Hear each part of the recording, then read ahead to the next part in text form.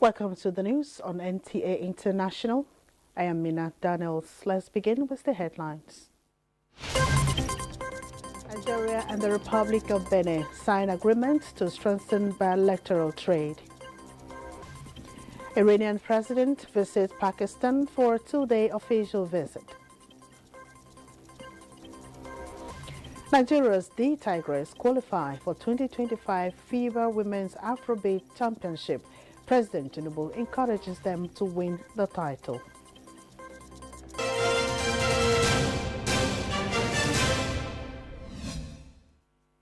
Nigeria and Benin Republic have agreed on a joint trade arrangement that will address major trade barriers and quicken economic development in the West African sub-region. Kunle Adeyeye reports that officials from the two countries signed the treaty at an economic forum in Cotonou, Benin Republic. Trade experts from Nigeria and Benin Republic come together to build on a memorandum of understanding signed by the presidents of the two countries recently. Now it's time to streamline economic activities between the two West African neighbors. Minister of Industry, Trade and Investment Jumoke Oduwole is unambiguous that the latest decision is a turning point in West Africa's economy and will transform Nigeria from a regional champion to a global player. Nigeria is a trading nation. We've been working on our competitiveness and our productivity. We work in concentric circles in line with the 8-point agenda of President Bola Ahmed Tinubu. So this is a significant trade relationship. Nigeria and Benin, a lot of businesses depend on trade across the border and across several different points. We have several symbiotic relationships, also transshipment and reducing of smuggling. So it's a win-win for both administrations. Comptroller General of Customs Adewale Adeniyi, who pinpoints customs' role in achieving seamless cross-border trade, announced plans to implement corridor-based solutions to facilitate trade and transshipment while eliminating bureaucratic delays that affect small and medium enterprises. Customs is very important to the conversations on trade. And we've been commended. The customs administrations of both countries have been commended for the level of cooperations between us. And it's being used as a template to bring all the ministries and agencies that will be involved in taking forward this agenda of cooperation forward. It also gives us an opportunity to appreciate the Republic of Benin for the readiness, for the willingness to cooperate with us. The Chief Custodian of Nigerian Borders also announced that a formal memorandum of understanding building on this framework is expected to be signed by the first quarter of 2026. Kunle Adeyeye, NTAi News. The presidential initiative on unlocking the healthcare value chain in partnership with the Nigerian Sovereign Investment Authority, NSIA, has awarded an additional $15,000 to three standout innovators as part of the NSIA Prize for Innovation program. The awards were presented at a ceremony in Abuja, concluding a nationwide competition that attracted more than 5,000 entries. The competition spotlighted groundbreaking solutions in healthcare, education, and agriculture. Finance Minister and Coordinating Minister of the Economy, Wale Edun, appealed for continued support to transform creative ideas, particularly in healthcare and agriculture, to sustainable ventures.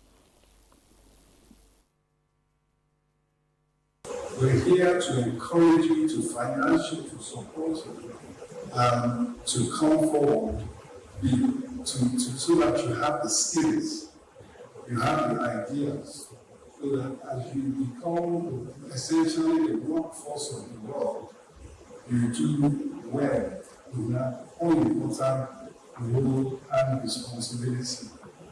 The President's strategy, commitment, and policy is to push for growth. Where does growth come from? It comes from productivity.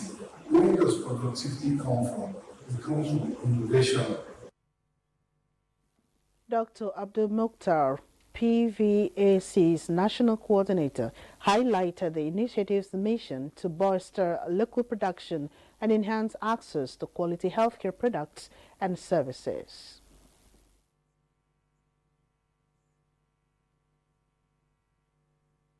Today is all about partnerships. Partnership with the private sector, partnership with government, government agencies, but more importantly, the amazing entrepreneurs that we are seeing today. I spent the last 2 weeks with this amazing group of people in various different settings, and I must say, from what I've seen, we will be blown.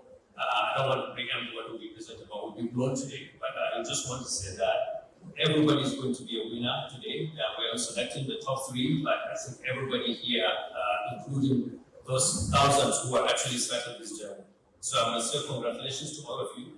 We're looking forward to this, and I don't envy the judges for the difficult job that they will do to select.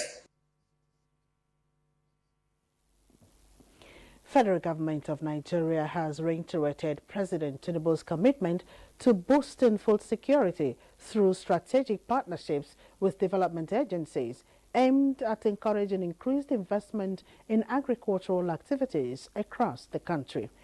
Minister of Water Resources and Sanitation, Professor Joseph Utsev, disclosed this during a discussion with the newly appointed country representative of the Food and Agriculture Organization, FAO, to Nigeria, Dr. Goden Hussein. The minister said government's commitment has attracted more investment in various aspects of agriculture and the food value chain. The FAO country representative, Dr. Hussein, said the visit is to intimate the minister of the upcoming FAO hand-in-hand initiative for the Sahel, themed investment in irrigation and water resources, and scheduled for 16th to 18th of September 2025 in Abuja. In a significant diplomatic development, Iranian President Masoud Pezeshkian is in Pakistan for a 2-day official visit. It is the first since his assumption in office, and the visit signals a renewed push to deepen bilateral ties between the two neighboring countries. Habiba Aminu has details. The Iranian leader, who was received by former Prime Minister Nawaz Sharif and Punjab Chief Minister Maryam Nawaz.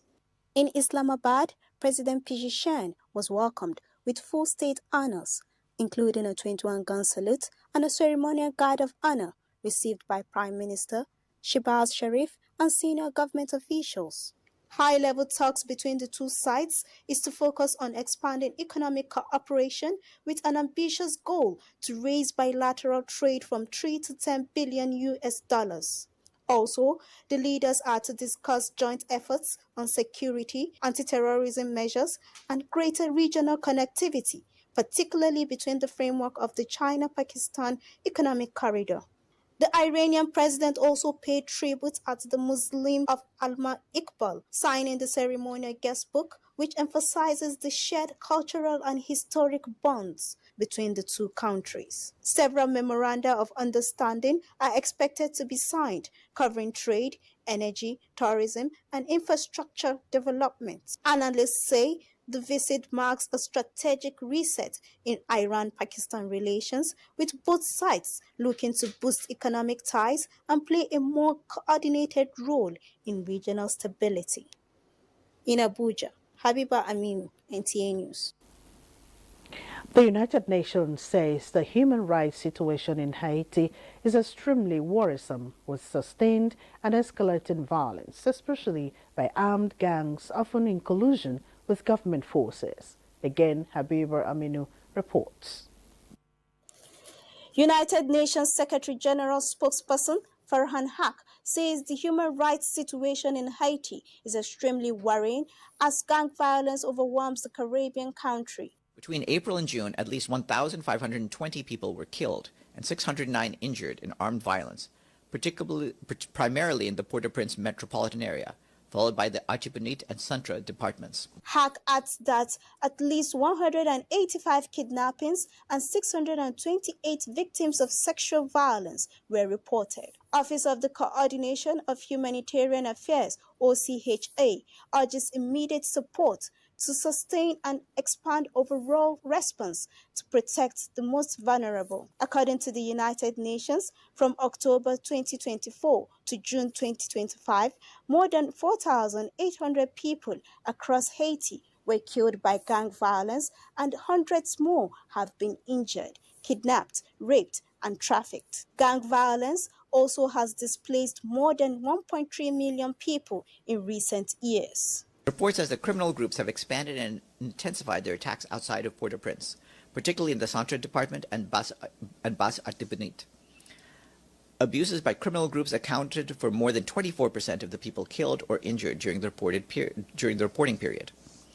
Gang members continue to resort to murders, gang rapes, and kidnappings to maintain their control over populations living in areas under their influence. Cases of sexual slavery, sexual exploitation, and child trafficking and exploitation were also documented. A majority of the deaths and injuries documented happened during operations by security forces against criminal groups.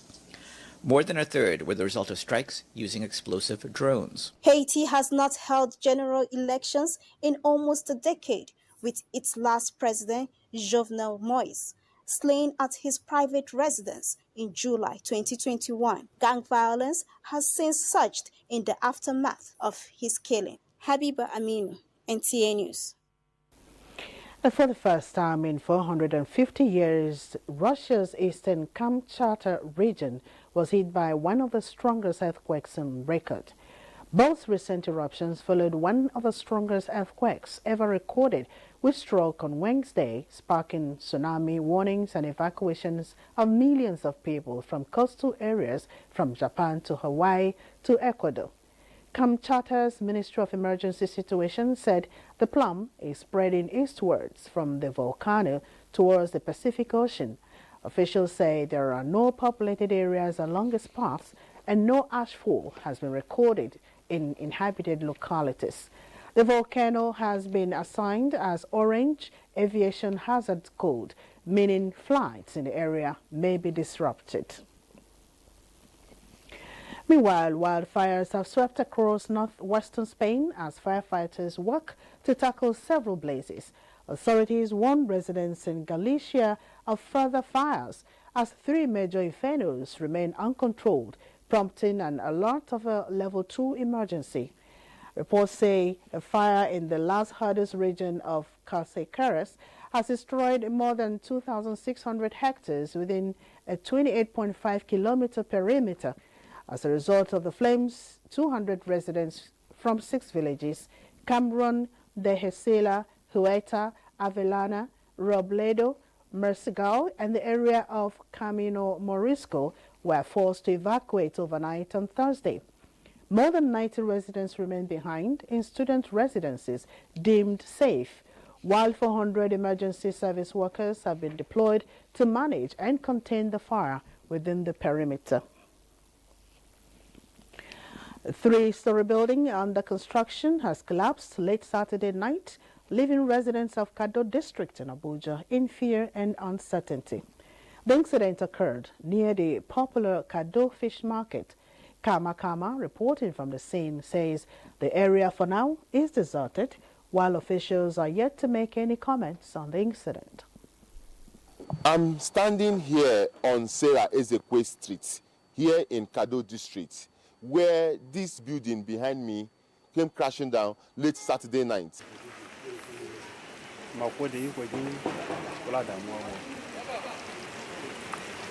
Eyewitnesses say the collapse occurred around 10 p.m.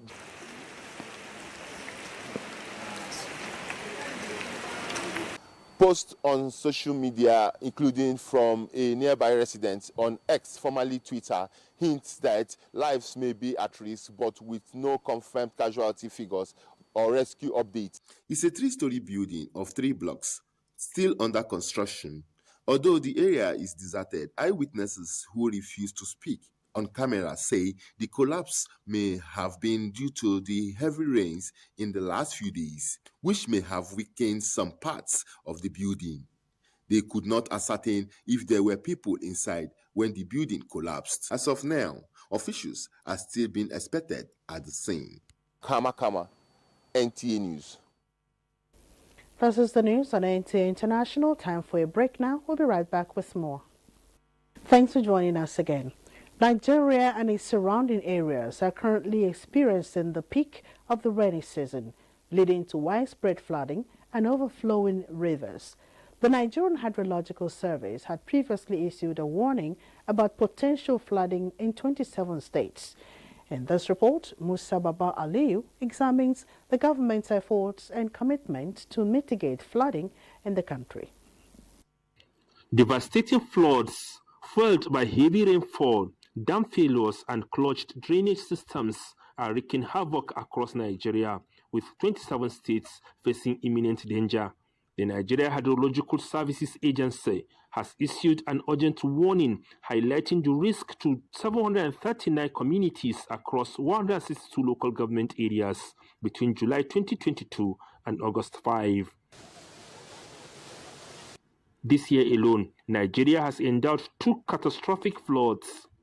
On May 28, a flood in Mokwa, Niger State, claimed 200 lives and left over 600 people missing.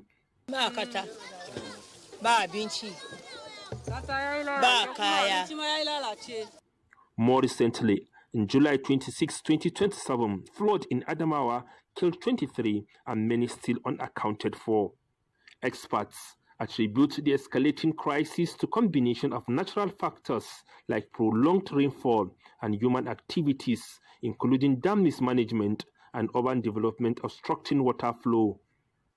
Professor Meiro Mohammed of the Federal University of Technology, Mina, emphasized the need for robust measures to combat worsening weather patterns driven by global warming. There is need for tree planting so that our environment will be kind of safe.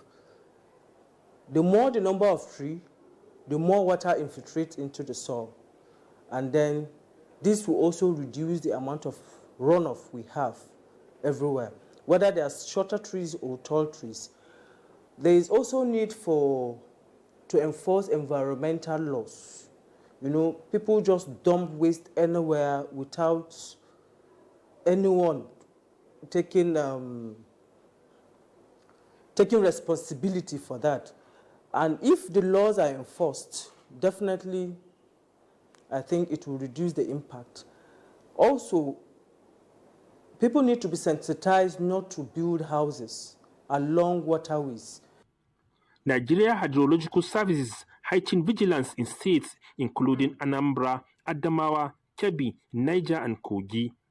Authorities and communities must act swiftly to mitigate the crisis and protect lives.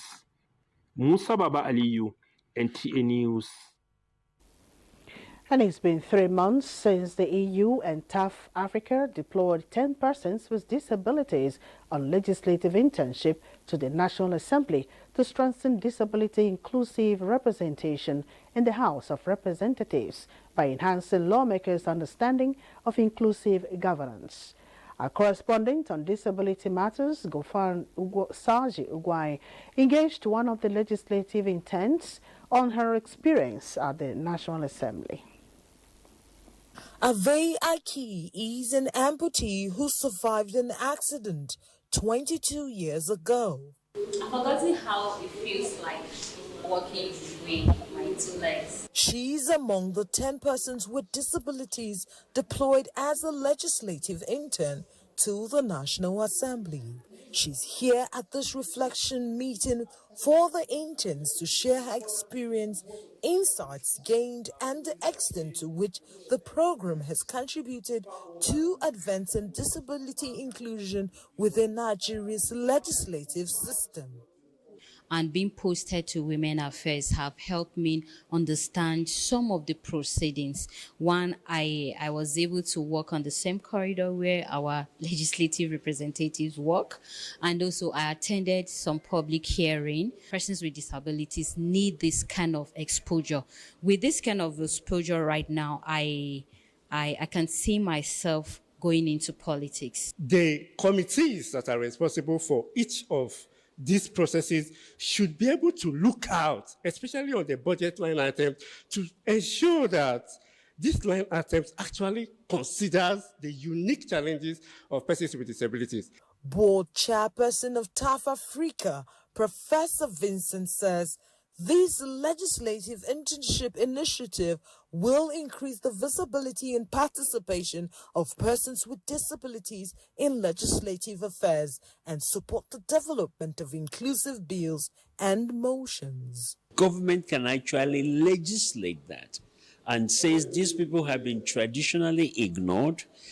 Legislatively, we declare that more opportunities should be given to them. You know, the way some people will not come to work in a week, 2 weeks, immediately they collect salary, they will just disappear. But these ones, they are coming. In fact, I really have a wonderful experience with them. The legislative interns also urge European Union and TAF Africa to extend the initiative to the states, especially the grassroots. In Abuja, Gufan Shaji Ugwanyi, NTAi News. Nigeria's the Tigress punched their ticket to the 2025 Women's Afrobasket Final with a hard-fought 75-68 victory over rivals Senegal in the semi-finals on Saturday in Abuja, Côte d'Ivoire. Chukunon Sonwabweze has details. And President Bola Tinubu congratulates Nigeria's female basketball team, the Tigress, on their achievement of reaching the final of the 2025 FIBA Women's Afrobasket for the 5th consecutive time. The president commends the resilience and dominance of the reigning champions, who have now defeated their Senegalese rivals for the 7th time with a historic 75-68 win in Abidjan, Côte d'Ivoire. President Tinubu celebrates the team's victory in what was dubbed the final before the final, and for already securing a place in the 2026 FIBA Women's Basketball World Cup qualifying tournament scheduled for March 2026. The president assures the Tigress of his support as they pursue their 5th consecutive Afrobasket title and 7th overall. Meanwhile, Nigeria's First Lady Oluremi Tinubu congratulates the Tigress national basketball team for qualifying for the finals of this year's Afro Basketball Tournament. In her congratulatory message, the First Lady commends the team's 10-year unbeaten run, describing it as a product of commitment, dedication, hard work, and love for the game. She applauds the Tigress for keeping the Nigerian flag flying and for being a true inspiration and pride to girls and women in general. As the team steps out for the final match, the First Lady prays that God crowns their effort with success, noting that the nation awaits their arrival with the trophy again. President of the Radio, Television and Theatre Arts Workers Union, Ratao Emeka Kalu, has added his voice to the call for a dedicated special salary structure for media practitioners and those in the arts and culture industry.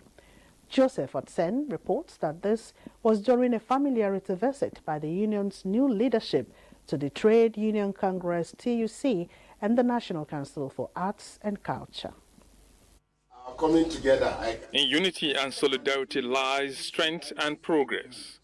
This is the message as the leadership of the Radio, Television and Theatre Arts Workers Union, RATAO, joins forces with the Trade Union Congress of Nigeria to push for better working conditions for the workers. Management and employers try to divide our ranks, but I'd like to assure you that together we can surmount all of those challenges. The advocacy train also made a stop at the headquarters of the National Council for Arts and Culture. Let's have a special salary structure for cultural workers in Nigeria. Just like we're going to also, let's also have a special salary structure for media practitioners in Nigeria. These two, you look around, you see that our essential service status should place us prime at the Committee of Trade Unions. So protecting and preserving culture for us is not just about keeping it on the wall. It's about putting it in your phone. So you can live with it, you can engage it, you can connect to it, your children can connect to it. We are very, very connected to technology, innovation, and we see that as a critical part of what we do here. At the heart of it all It's a deep message that patriotism drives productivity. As storytellers and cultural ambassadors, members of the union are encouraged here to play a vital role in shaping the nation's image. In Abuja, Joseph Utsen, NTAi News.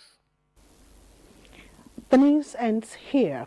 Thank you for your company. I am Nina Daniels.